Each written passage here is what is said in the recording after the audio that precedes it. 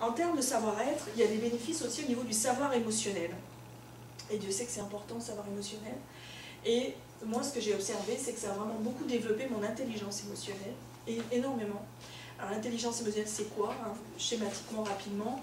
D'abord, l'intelligence émotionnelle, c'est la capacité à s'ajuster à nos émotions et celles des autres. Donc ça veut dire percevoir les émotions de l'autre, et c'est dans l'ajustement qu'il y a cette intelligence-là. C'est la capacité à s'ajuster. Ne pas imposer ou ne pas tenir compte de l'autre, ou ne pas tenir compte de nos émotions, c'est l'ajustement. Et ça passe par la conscience de soi, par la connaissance de soi, la conscience des autres et la gestion des autres. Donc c'est vraiment toutes ces dimensions-là, mais ça demande une certaine maturité psychologique, ça ne se fait pas comme ça. Mais l'intelligence émotionnelle, c'est extrêmement riche.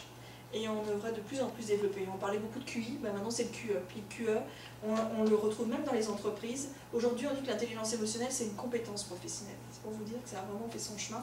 Alors c'est Daniel Goleman, évidemment, qui a initié ça à l'origine, mais l'intelligence émotionnelle, on en est tous dotés aussi, c'est pareil, mais on n'est pas toujours conscient qu'on les a.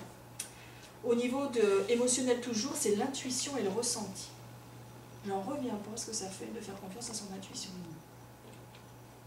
C'est complètement irrationnel, ça peut au début faire peur quand on n'a pas l'habitude de le faire, mais c'est incroyable ce que ça peut créer comme opportunité. Un exemple concret, ce livre n'aurait jamais existé sans mon intuition.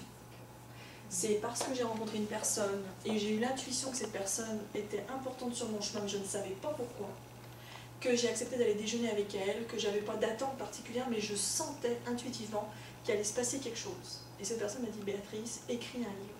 Cette personne, c'est Céline Barret, c'est la personne la plus en vue sur le changement aujourd'hui à Montréal. Elle est à HEC, elle est professeure agrégée. Jamais j'aurais cru qu'une personne comme elle un jour me dise: Béatrice, écris un livre. Jamais. Par contre, mon intuition disait que cette personne, elle était importante sur mon chemin. Je l'ai senti tout de suite. Puis voilà. Je n'avais jamais écrit de livre.